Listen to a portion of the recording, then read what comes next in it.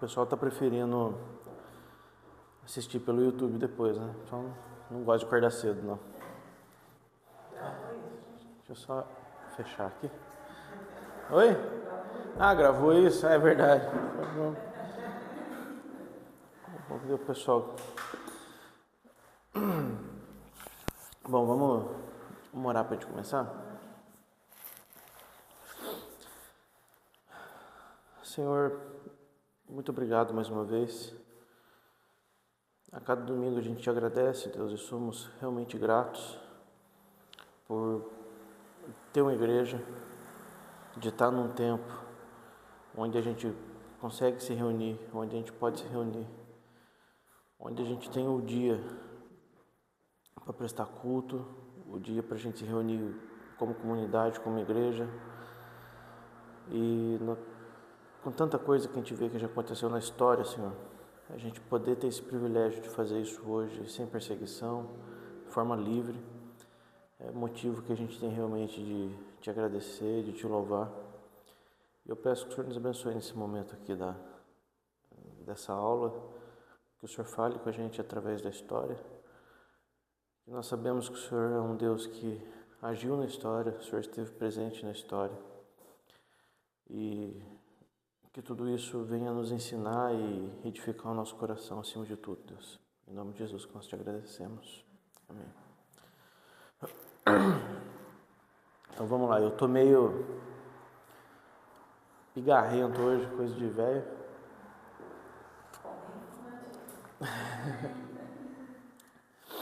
A gente... Então, continuando aqui, né? Nós paramos nesse ponto aqui que é a defesa da fé. Então, a gente tem três, vou usar pilar, que não seria correto, mas assim, a gente tem três movimentos da igreja que foram essenciais para essa defesa da fé, que é o credo, né? Então, a gente viu na última aula o credo apostólico, que é um resumo muito bom do que é a nossa fé, é uma defesa realmente do que a gente crê, né? Depois, a formação do cânon, a formação da Bíblia, que foi também um movimento da igreja em defesa da fé. Então, como eu falei na aula anterior, os livros do Antigo Testamento já eram esse cânon que é fechado e já era usado na época de Jesus e dos apóstolos como palavra de Deus, como Bíblia, né? Depois, a igreja reuniu os livros do Antigo Testamento, as cartas de Paulo. Alguém chegando aí? Ô, rapaz, entra aí. Chegou aí, para quem vai assistir o vídeo depois aí, chegou o Divino, agora a gente está na presença do Divino aqui. Então, a igreja se uniu de forma realmente muito homogênea, a igreja espalhada por vários lugares do mundo, já entendia as cartas de Paulo, já entendia os evangelhos como texto inspirado, como palavra de Deus. Esses homens que foram chamados por Cristo, esses homens que foram viveram, caminharam, foram ensinados por Cristo. Então, realmente, a prerrogativa de ser um escritor canônico exclusiva desses homens. A gente teve muito texto bom depois? Teve muito texto bom depois, sim. A gente teve muito texto escrito pelos pais da igreja, que foram também cartas para as igrejas, que foram também, mas um ponto fundamental para ser considerado um texto inspirado, né, um critério fundamental para ser considerado um texto inspirado, é a apostolicidade desse texto, desse escrito, ou seja, é exclusivo dos apóstolos, né? Então, a igreja reconhecendo essa autoridade, a igreja reconhecendo que esses livros escritos somente pelos apóstolos são livros canônicos, são livros que formaram então a Bíblia. E aí, hoje nós vamos ver esse terceiro movimento da igreja, que é os concílios. Foram os concílios, né? A gente tem aqui datado como primeiro... Ô Marcão, tudo bem? Entra aí. Chegando a turma aí. A gente tem datado aqui como primeira parte, como primeiro concílio que aconteceu na história da igreja, em 325 depois de Cristo. Então, gente, vamos só dar uma relembrada aqui. Qual é o cenário que a gente está lidando aqui?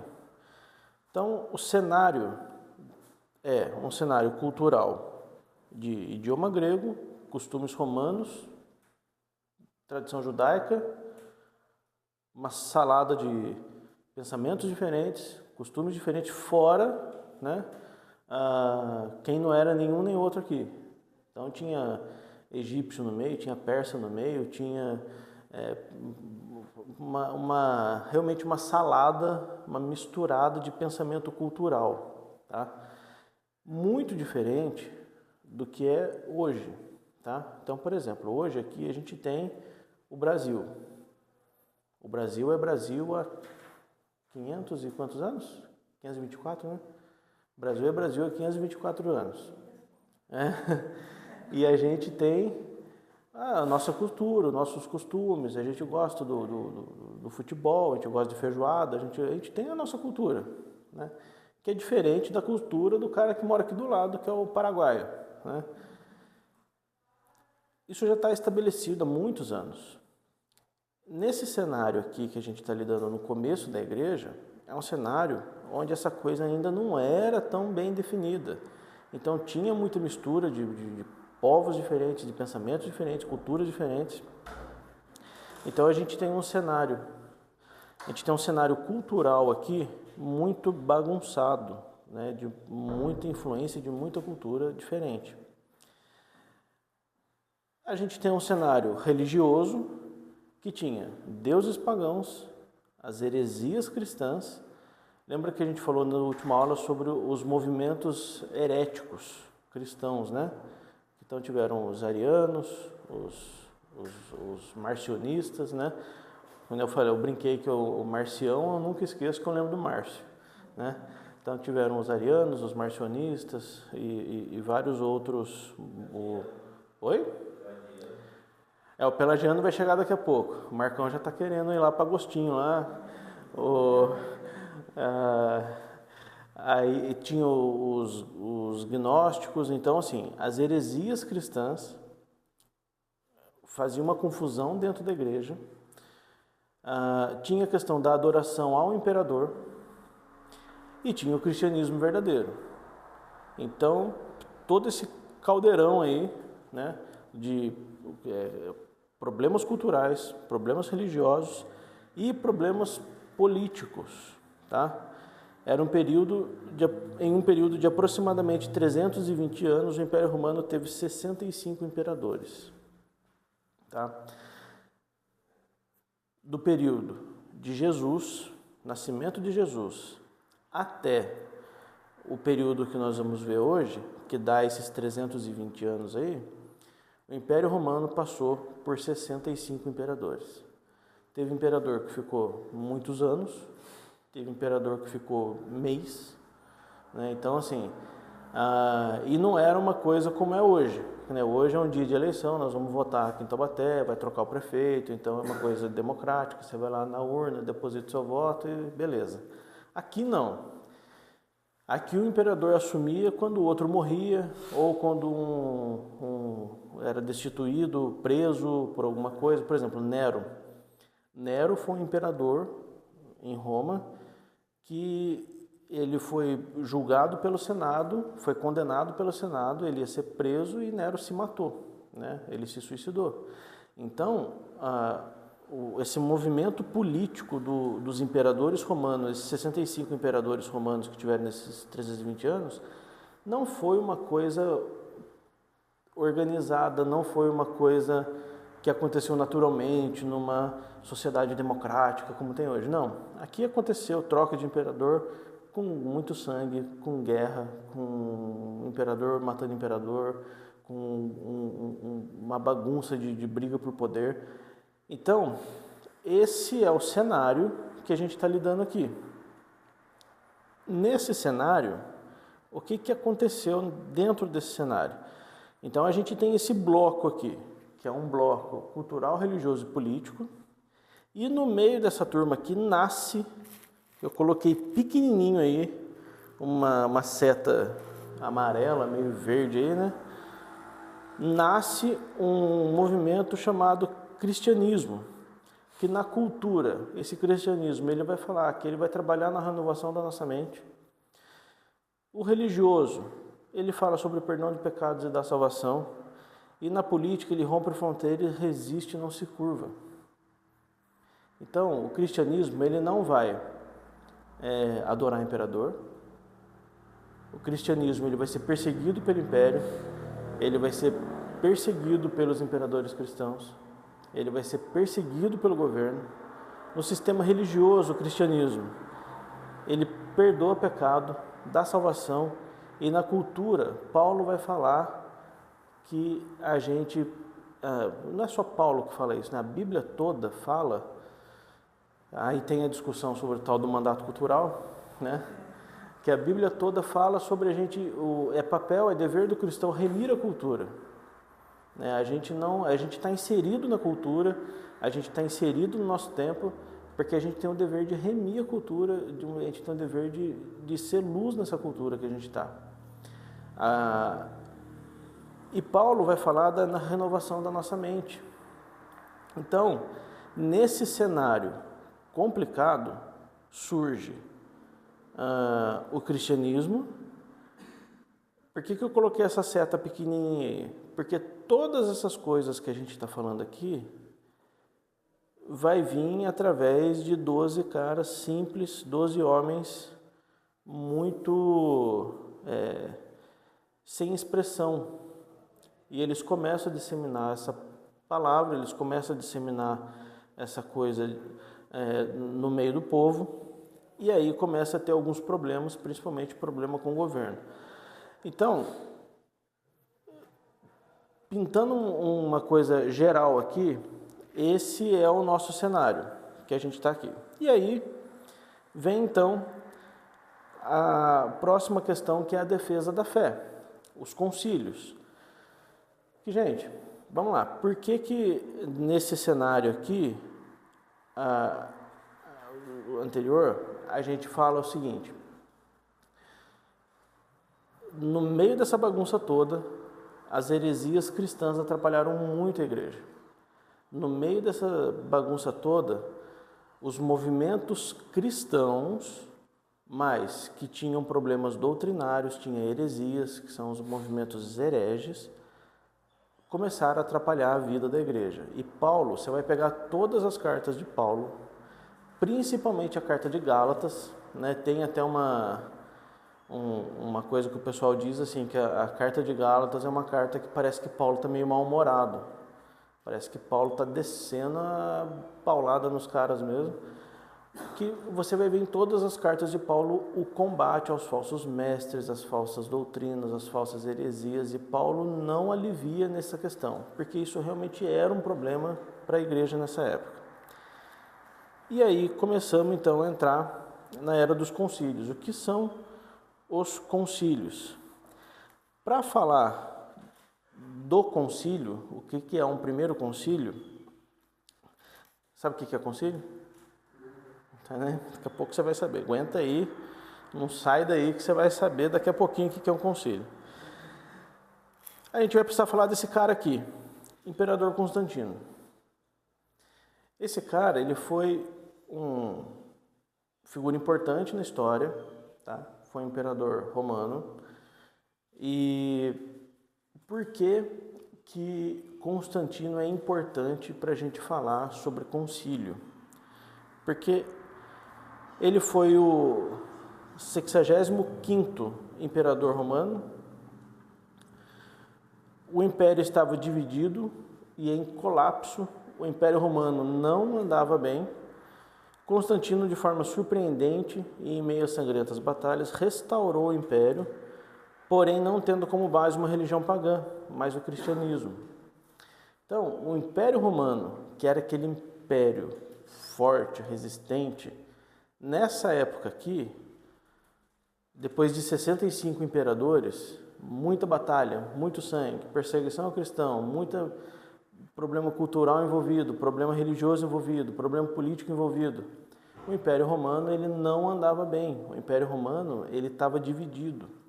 E Constantino trouxe novamente uma unidade, restaurou o Império Romano e sobre bases cristãs, não sobre bases pagãs. E aí tem uma coisa interessante aqui que é o seguinte: antes de uma batalha, Constantino teve uma visão de que se ele se convertesse ao cristianismo, venceria seu inimigo. Constantino então se converteu, coloquei marcou, a palavra marcou 2 vezes aqui, desculpa. Marcou os estandartes de suas legiões com as iniciais do nome de Cristo em grego e ele teve vitória, ele venceu aquela batalha. Ele marcou o estandarte das tropas com esse símbolo aqui. Você já deve ter visto esse símbolo, né? Aqui é um X e um P, né? Que são as iniciais do nome de Cristo, né? De Jesus Cristo, Alfa e Ômega. Assim, não sei a tradução disso aqui, mas assim, sobre esse símbolo, né? Vencerás. Então ele marcou, Constantino marcou esse símbolo no estandarte das tropas, a partir dessa visão que ele teve. E aí Constantino, então, o imperador, se converteu ao cristianismo. Nesse momento aqui, porque existe muita questão sobre a conversão de Constantino. Será que foi convertido mesmo ou não? Mais para frente a gente vai ver sobre isso. Mas aqui nesse momento, nesse sonho aqui, nessa visão que ele teve aqui, eu acredito que ele teve uma experiência verdadeira aqui, tá? Porque de fato ele teve vitória, e a glória dessa vitória foi a Cristo. Então, assim, ele venceu uma batalha usando Cristo ali como, poxa, eu só venci a batalha porque eu cravei aqui o nome de Cristo nas coisas. Porém, é uma coisa que anda meio complicada. Um imperador, não cabe muito um imperador se converter ao cristianismo. Por que não cabe muito? Porque a mensagem do Evangelho, a mensagem do cristianismo, é uma mensagem onde a gente vem para ser servo. A gente vem para servir, a gente vem para ser, como Paulo fala, eu sou nu, miserável, pecador, eu me coloco abaixo de todo mundo porque eu quero servir a minha igreja. Isso não cabe muito na ideia de um imperador, né? O imperador, você não vai ver essa figura do imperador servindo as pessoas, se colocando abaixo das pessoas, como servo. Então, isso vai gerar alguns problemas logo ali na frente. Com isso, Constantino Elessínio, que reinava sobre o Oriente, então o Império Romano dividido, Ocidente e Oriente, Lecínio, que reinava sobre o Oriente, promulgaram o Édito de Milão. O que é o Édito de Milão? Uma ordem que a perseguição dos cristãos deveria acabar imediatamente. As propriedades dos cristãos foram devolvidas e os cristãos tinham liberdade de culto. Então, logo depois que Constantino venceu essa batalha, carregando essa marca no estandarte ali, ele reuniu com a liderança do Oriente, do Império Romano Oriental, e eles fizeram então esse Édito de Milão. A perseguição dos cristãos acabou. O cristão poderia ter liberdade de culto. O cristão poderia falar livremente sobre o cristianismo. Por quê? Porque agora o imperador era cristão. Então, tempo de paz, legal para o cristão, né? Porém, pouco tempo depois, Licínio, esse parceiro aí do Constantino, restaurou uma lei segundo a qual, para servir o império, era necessário oferecer sacrifícios a deuses. Nisso, 40 soldados romanos se recusaram a fazer os sacrifícios a deuses e foram mortos. Iniciou novamente então uma guerra civil e Constantino venceu o imperador. Então Constantino abriu batalha contra esse Licínio. Constantino venceu o imperador em 3 batalhas, unificando novamente o Oriente e fundando a capital Constantinopla. Então, a partir desse momento que Licínio se levantou contra Constantino e falou, olha, para ser soldado romano agora tem que fazer sacrifício a deuses. Constantino falou, não, a gente é cristão, não tem esse negócio de sacrifício a Deus. Aí abriu guerra contra o Licínio, porque, assim, contrariar o imperador romano não tem jeito, né?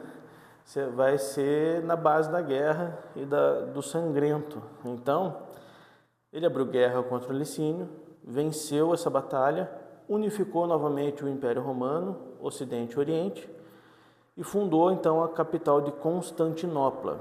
Aí você vê onde começa a ter um problema do... Ô Gabriel, seja bem-vindo, meu filho. Tranquilo.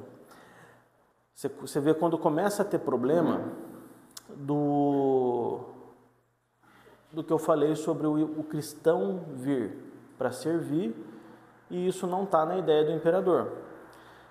Porque ele fundou a capital do Império Romano, que então era Roma, ele deixa de ser Roma e passa a ser Constantinopla, que é exatamente o nome dele mesmo. Então ele colocou o próprio nome numa cidade que seria a capital do Império. Então não era lá esse cara tão humilde como o cristianismo manda que seja. Então esse cara, esse imperador Constantino, o que acontece com a igreja nesse momento? Você fala assim, pô, legal, o cristão não vai ser mais perseguido, então o divino vai poder andar na rua aí livremente, ninguém vai querer matar o divino, a gente não precisa mais se reunir em caverna, dentro das casas, em meio do mato, local refugiado, porque os cristãos, eles faziam cultos assim. O cristão não tinha igreja, não tinha um local de culto público. As reuniões dos cristãos eram secretas, eram nas casas, era o local onde não se podia achar. Por quê? Porque se denunciado, era morto, era preso, não podia. Com essa ideia do imperador, com o Edito de Milão, que o imperador vem e fala que agora você tem liberdade de culto, os cristãos passam a ter igreja. A gente passa a construir igreja. Só que foram os cristãos que construíram as igrejas? Não. Quem começou a construir as primeiras igrejas foi o Império Romano. Por quê? Já que a gente tem um imperador que é cristão agora, então da onde vai vir a grana, de onde vai vir a logística, de onde vai vir o material e de onde vai vir a ideia, a arquitetura para construir os templos, para construir o local de culto dos cristãos? Vai vir do Império Romano. Então as grandes construções de catedrais, basílicas, as grandes porque agora o imperador é crente, então só que o imperador não vai construir uma igrejinha. O imperador vai construir uma coisa do jeito que é o Império Romano. Ele vai construir uma biga de uma catedral, vai construir uma igreja linda, com uma arquitetura maravilhosa, que de fato não tem como você entrar num lugar desse e falar que você é feio. Não tem como. Você entra num lugar desse aqui, você fica assim, 1 hora lá dentro admirando cada vitral, cada parede, porque é realmente uma coisa muito grandiosa, uma coisa muito colossal. E assim começaram a ser construídas as primeiras igrejas, a partir de Constantino. Só que isso começou a soar esquisito para aquele cristão raiz, né? Aquele cristão que é raiz, aquele cristão que é ali igual o Arthur aqui, que fala assim, não, eu sou raiz, eu não... tem alguma coisa errada aí. Porque eu estou lendo a Bíblia aqui, eu estou lendo os textos, e está escrito aqui que eu tenho que cuidar dos pobres e das viúvas, dos órfãos e das viúvas. Eu sou miserável, eu sou pobre, eu tenho que cuidar das pessoas, eu tenho que servir a minha igreja, eu tenho que servir a minha comunidade. E o que está acontecendo com a igreja, que agora só tem gente rica na igreja, essas megas construções, essa coisa que o pobre não tem mais lugar na igreja. O que está acontecendo? Foi aonde surgiram esses camaradas aqui, os monges, que os caras foram então para o deserto. Um grupo de cristãos que não falava assim, bom, eu não concebo essa ideia do Império Romano, porque o imperador se converteu, agora o Império Romano entrou na igreja, e agora o Império Romano definiu como que é a igreja, agora o Império Romano construiu templos para a gente, agora o imperador que falou que a gente vai ter liberdade de culto, agora o imperador que falou como que a gente tem que se reunir. Isso começou a entrar na liturgia da igreja, isso começou a entrar no sistema de culto da igreja. Então as coisas, assim, vamos lá, gente.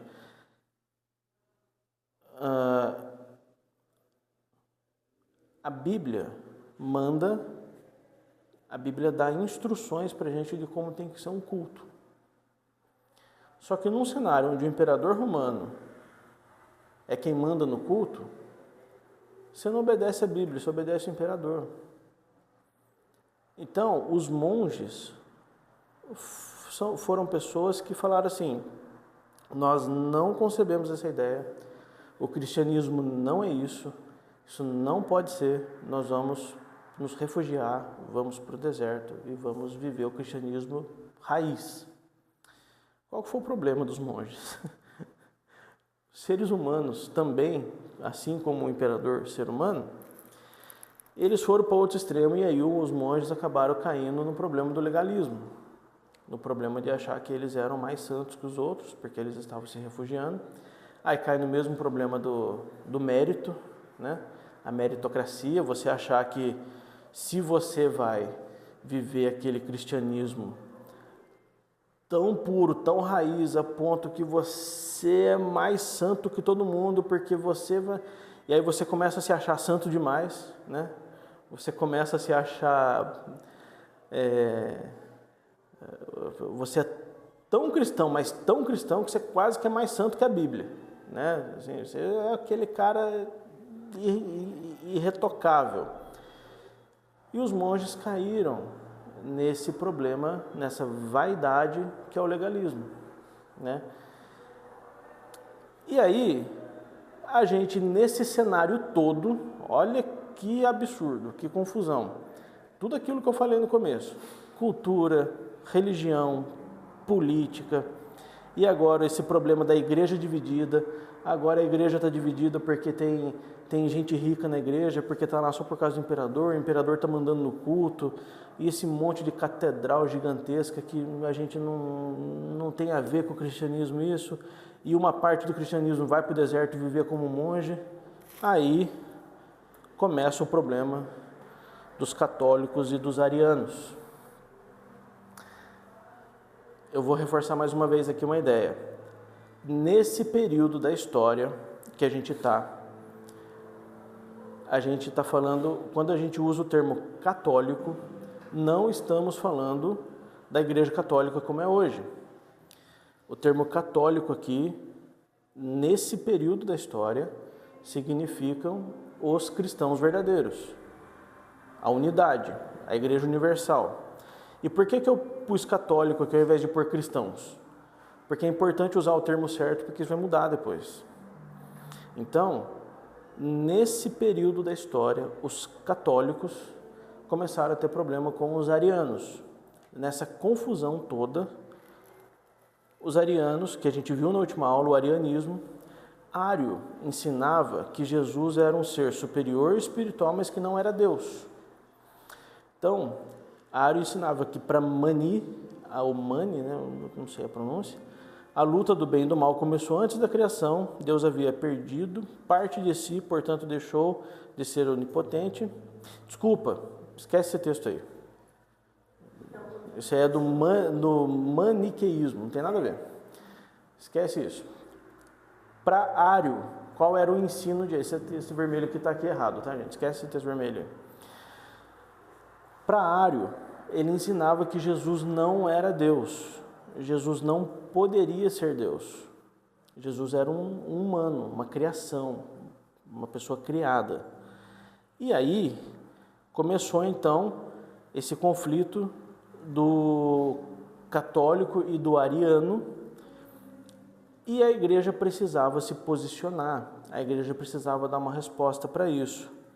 E aí vem o nosso imperador Constantino, que era o líder da igreja, e convoca o primeiro concílio doutrinal da igreja em Nicéia. Então, o primeiro concílio foi feito em Nicéia por ordem do imperador Constantino, para resolver esse problema dos arianos e dos católicos. Então, aqui uma imagem para ilustrar esse concílio, tá? Esse concílio foi cerca de 300 bispos e mais de 1.500 auxiliares de todo o mundo. O imperador Constantino abriu a sessão como presidente de honra e depois assistiu os debates teológicos. Neste concílio foi elaborado um credo que é a resposta da igreja ao arianismo, sendo, portanto, o arianismo considerado uma heresia. Então, nesse concílio, reuniu 300 bispos, 1.500 auxiliares e falou: então está determinado aqui que esse arianismo é uma heresia. Vamos voltar para o cristianismo raiz. E uma figura muito importante, mas muito importante, que esse aqui, para mim, assim, eu sou fãzaço dele, então, de todos os pais da igreja, que esse aqui é o meu preferido, que é esse cara aqui, o Atanásio de Alexandria. Atanásio de Alexandria foi o homem que se levantou nesse concílio e combateu o arianismo com um argumento muito simples. O argumento de Atanásio foi o seguinte: nenhuma criatura pode redimir outra criatura. De acordo com Ário, Jesus é uma criatura. Então, portanto, Cristo não pode redimir a humanidade.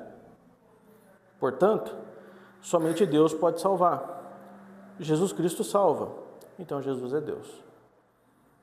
Com esse argumento simples, mas assim, muito profundo, simples, mas muito profundo. Assim, o Ário está dizendo que Jesus não é Deus. Tá bom, mas Jesus salva? Jesus salva. Tá, mas uma criatura não pode redimir outra criatura. Então, como pode Jesus ser Deus? E aí ele constrói esse argumento, e aí tem algumas afirmações de Atanásio que são muito importantes para a gente refletir. Atanásio afirmou: até o quarto século, os cristãos adoravam e oravam a Jesus. Se, como Ário está dizendo, Jesus foi uma criatura e não Deus, sendo assim, por 4 séculos os cristãos adoraram uma criatura. Portanto, os cristãos cometeram blasfêmia e idolatria, pois eram proibidos de adorar qualquer outra pessoa, exceto Deus. Atanásio argumentou que Ário era culpado de tornar a adoração cristã algo sem sentido. Ele afirmou que os cristãos estavam corretos em adorar Jesus Cristo, porque ao fazê-lo, o reconheciam por aquilo que ele era, o Deus encarnado. Então, esse Ário era alguém que estava ali no meio? Era um cara que estava no meio da igreja, lançando essa doutrina falsa que Jesus não era Deus. Por isso o arianismo, porque eram seguidores de Ário. Aí levantar essa bandeira, Exatamente. Isso começou a causar uma grande confusão na igreja. E por isso que a igreja precisou se posicionar nesse concílio e falar assim: não, peraí, vamos definir o que é o cristianismo então. Né? Vamos definir que Deus é Deus, que Jesus é Deus. Muita gente em dúvida. Claro. Se a gente for olhar a história, ela sempre se repete. O que acontece hoje? Você vai olhar um monte hoje de religiões estranhas que tem. Pega, por exemplo, o Testemunho de Jeová. O Testemunho de Jeová não é arianismo, mas diz que Jesus não é Deus. Exato. Então as coisas começam de novo a se formar. E se você for olhar a história das seitas, elas nascem muitas vezes dentro do ambiente cristão. É alguém que se dizia cristão, que começa a formular umas teses estranhas e cria uma nova religião, e as pessoas começam a seguir aquela pessoa. Exatamente.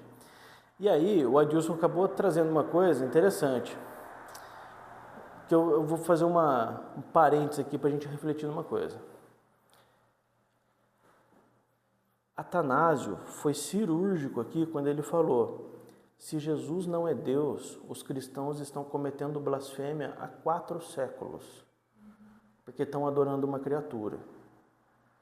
Então, olha a gravidade disso, porque isso interfere na adoração dos cristãos. E aí eu quero fazer essa reflexão aqui rapidinho. Qual é o sentido da nossa adoração hoje? Sem querer, o Adilson trouxe o tema para hoje, né? E é exatamente isso. Qual é o sentido da nossa adoração hoje? Percebe a gravidade que é, olhando essa questão aqui desses concílios, da história da igreja? A gente não pode... Por que a gente não pode cantar qualquer coisa? Por que a gente não pode pegar qualquer coisa só porque a nossa adoração hoje, ela está pautada realmente em Cristo, Deus encarnado, ou ela está pautada em show, espetáculo, performance, um vazio de composição, um vazio de letras? A nossa vida está sendo guiada por estética ou pelo cristianismo verdadeiro, que é a adoração ao Deus encarnado?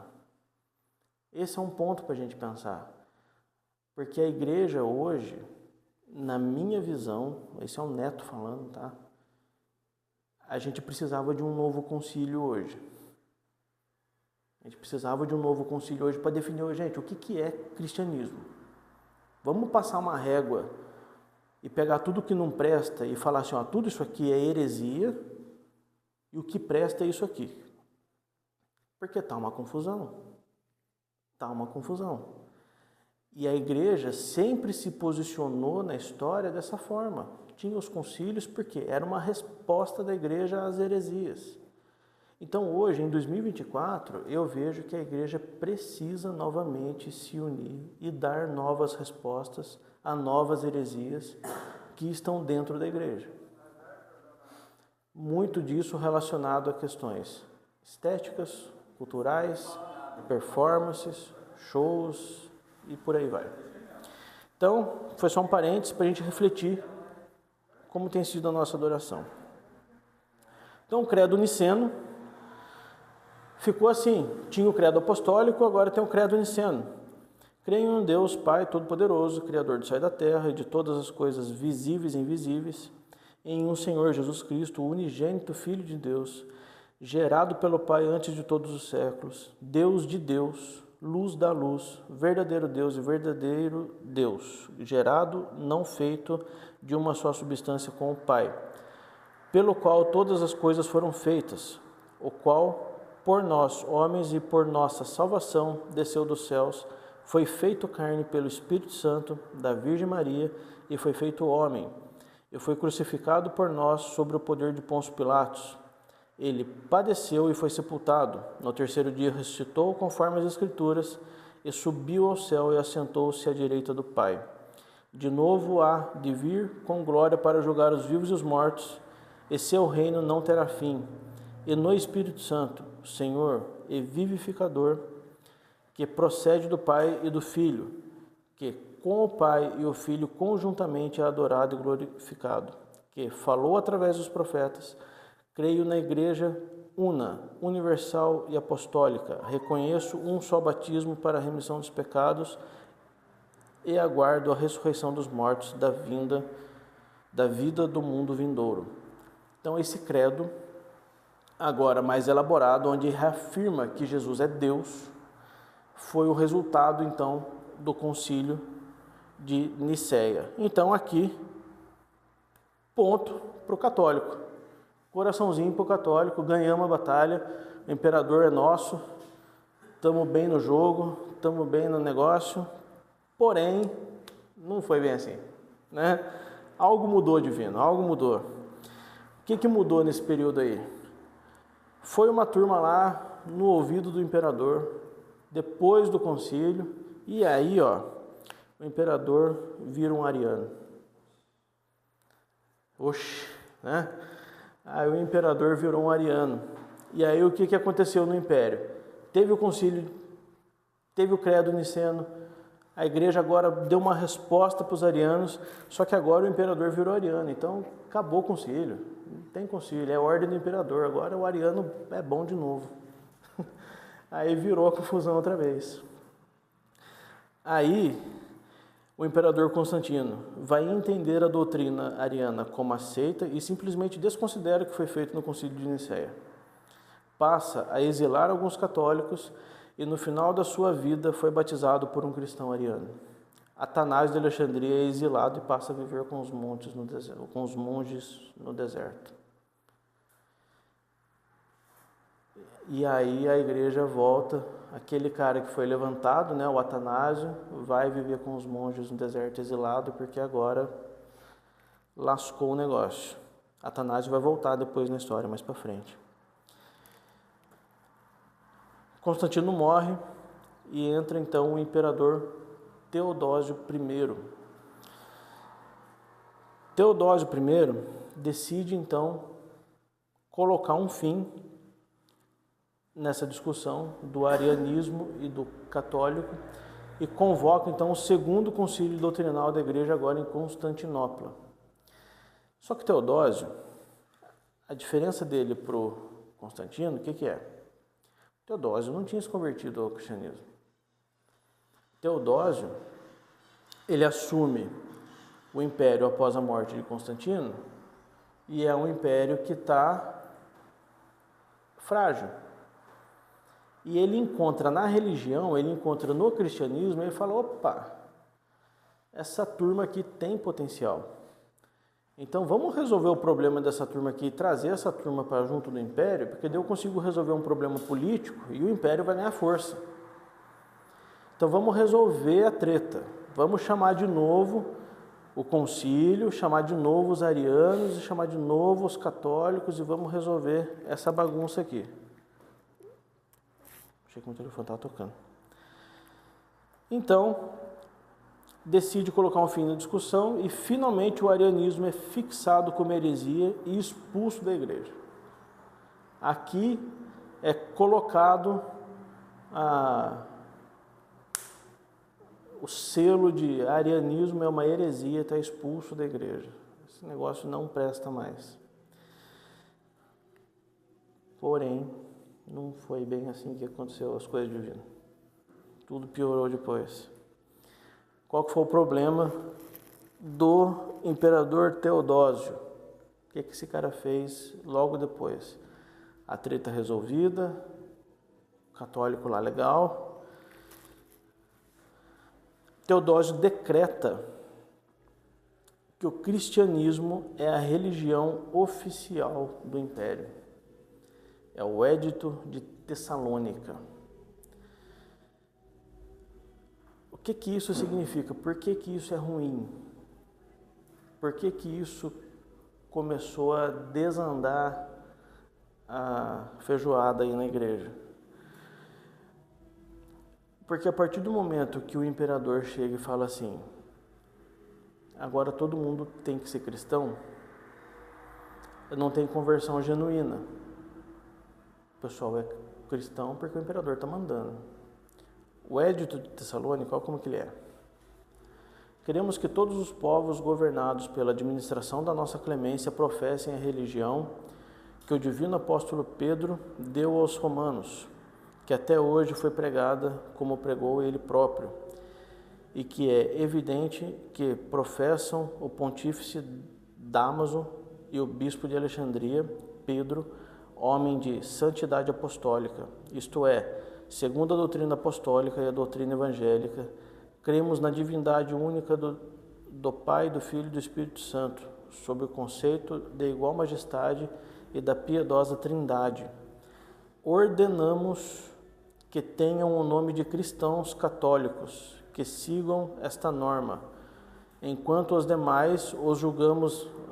Agora, olha isso aqui. Enquanto os demais os julgamos dementes e loucos, sobre os quais passará a infâmia da heresia. Ou seja, o imperador está falando aqui que quem não for cristão, católico, julgamos como dementes e loucos, sobre os quais passará a infâmia de heresia. Os seus locais de reunião não receberão o nome de igrejas e serão objeto primeiro de vingança divina e depois serão castigados pela nossa própria iniciativa, que adotaremos seguindo a vontade celestial. Aí qualquer um que tenha juízo vai falar, eu sou cristão, né? Porque o imperador está falando assim, ó, se você falar que você não é cristão, primeiro eu vou achar que você é louco, que você é demente e você é um herege. E você está sujeito à vingança divina, viu?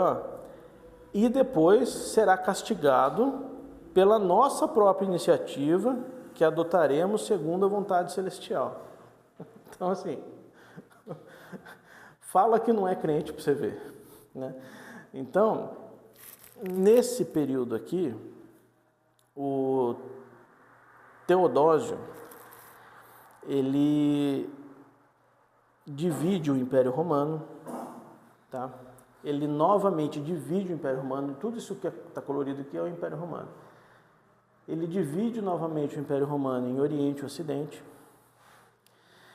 E isso vai desencadear a queda do Império Romano. A queda do Império Romano começa a partir das decisões de Teodósio I, e ele causa um problema na igreja, que é essa questão de agora a igreja é o que o imperador está mandando. Então agora realmente o que aconteceu aqui? O Estado, o governo, entrou na igreja, dominou a igreja e falou assim, agora é do jeito do imperador. Então o imperador determina o que é culto, o imperador determina quem é o líder da igreja, o imperador determina quem é o bispo, quem é o pastor, o imperador determina todas as coisas. Começou a entrar elementos romanos, que era do Império Romano, dentro do culto cristão, como o incenso, por exemplo. Começou a entrar esses elementos no culto, a mando do governador. Como eu faço toda semana, eu indico sempre um livro. Eu vou indicar para vocês aqui esse livro também. Imperativo confessional. Tá? Imperativo confessional. O que é esse livro aqui? Esse livro é uma defesa de todos os credos, documentos históricos, todas as confissões que a gente tem na história, do porquê que isso é importante. Por que que o credo niceno é importante? Por que que o credo apostólico é importante? Por que que a gente não pode abandonar esses credos? A gente vai ver dois argumentos muito comuns de muita gente que diante de documentos históricos vai falar assim, eu não creio em documentos históricos, eu creio só na Bíblia. E outro argumento que fala assim, eu não sou isso, não sou aquilo, não sou isso, não sou aquilo, eu sou um cristão bíblico.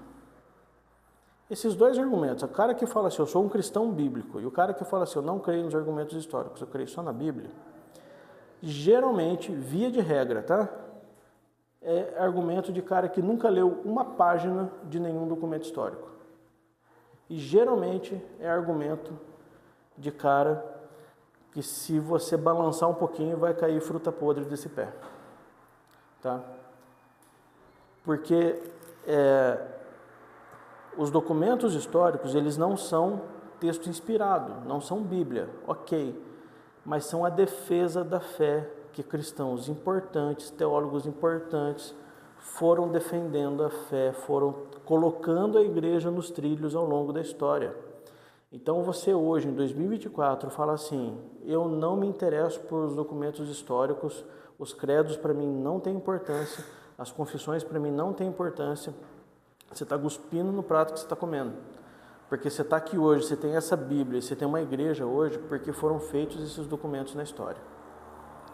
Sem Atanásio de Alexandria brigando no concílio para escrever um credo niceno, provavelmente a gente não estaria aqui hoje. Talvez o arianismo tivesse dominado a galera. É lógico que a Cássia está olhando torto ali primeiro, mas e Deus, como é que fica nisso? Deus ia conduzir a sua igreja, Deus não ia permitir. Mas o que poderia acontecer com a igreja? Quais seriam os desdobramentos da igreja, né? Se a gente tivesse perdido essa batalha para o arianismo? Como que seria a igreja se a gente não tivesse se posicionado diante do imperador? Foi o que eu falei lá no começo. A igreja nunca se curvou à política. A igreja nunca se curvou. A gente obedece os nossos líderes, a gente obedece os nossos governantes. Isso é bom testemunho, é obediência, legal. Mas o dia que o Lula ou o Bolsonaro chegar aqui e falar assim, o culto agora vai ser como eu quero. Não, de jeito nenhum. O Estado não manda na igreja. E se não fosse esses homens piedosos, santos, homens que manuseavam bem a palavra, eram teólogos capazes para se levantar contra o imperador, para escrever documento, para escrever confissão, para escrever credo, isso é muito importante. Então a gente precisa, sim, e esse livro aqui, né, mais uma vez recomendando, o Imperativo Confessional, é um livro que defende os credos e as confissões ao longo da história. Bom, com a queda do Império Romano, então esse Teodósio aqui, né, ele faz o Edito de Tessalônica, manda que todo mundo agora seja cristão, aí tem a divisão do Império Romano novamente, isso começa a enfraquecer o Império Romano, essa divisão, começa a ter batalha com os bárbaros, então os bárbaros começam a invadir essa região mais roxa aqui, os bárbaros começam a invadir e acontece então a queda do Império Romano. E após a queda do Império Romano, que vai ser tema da nossa próxima aula, é que vem esse cara aqui, ó. Começa então o papado. Após a queda do Império Romano, começa o papado. Tá? Eu coloquei aqui a figura do Ratzinger, que é talvez um dos teólogos mais capazes do catolicismo, mas foi um papa, para ilustrar que o período do Império Romano começou, após a queda do Império Romano, começou o papado, e aí nós vamos entrar na Idade Média. Porém, nesse período aqui, que estava o Império dividido, o imperador mandando como que ia ter que ser as coisas, o barulho fez eu perder o raciocínio aqui. O imperador mandando como que ia ter que ser as coisas. Toda essa confusão aqui, a queda do Império Romano, alguns líderes da igreja, muito importantes, muito capazes, homens que a gente admira até hoje, viveram nessa época, que é já para o ano 400 ali, no finalzinho da igreja primitiva, onde vai começar a Idade Média. E um desses homens, que vai ser a próxima aula vai ser sobre esse cara, que é esse marvado aqui, ó, Agostinho. Agostinho viveu nessa época. Agostinho viveu nessa época da queda do Império Romano, do imperador Teodósio ali, e ele era africano, e Agostinho viveu nesse período, finalzinho da igreja primitiva, começo da Idade Média. Esse tempo aqui de Agostinho, logo depois vai marcar o começo ali da Idade Média. E nós vamos falar do Agostinho na próxima aula. Então, aqui a gente caminhou na história até o final dela. Nós vimos toda a igreja primitiva, falamos aí dos movimentos heréticos, falamos dos imperadores, falamos de como que a coisa transcorreu, os primeiros concílios, e agora a gente vai começar a Idade Média. Então eu vou ver com o Adilson, Porque assim, na minha estupidez, eu falei para o Adilson que eu precisaria de apenas 4 aulas para passar a história da igreja inteira. E a gente já está aqui na 6ª aula hoje? Não. Hoje é a quarta? A quarta, né? Hoje a gente está na 4ª aula e terminou a igreja primitiva só.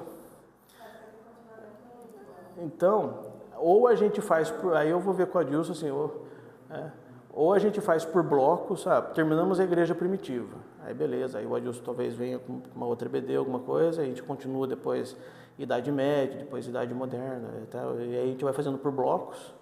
Então hoje a gente fechou a igreja primitiva, na próxima aula a gente fecha com chave de ouro a igreja primitiva falando de Agostinho. Então Agostinho vai fechar a igreja primitiva, tá? E aí depois a gente vê como é que vai transcorrer as próximas aulas aí, se vai seguir na... Então assim, traz aí a pipoca semana que vem, que a Agostinho é bom demais, né? Alguma pergunta, Gabriel?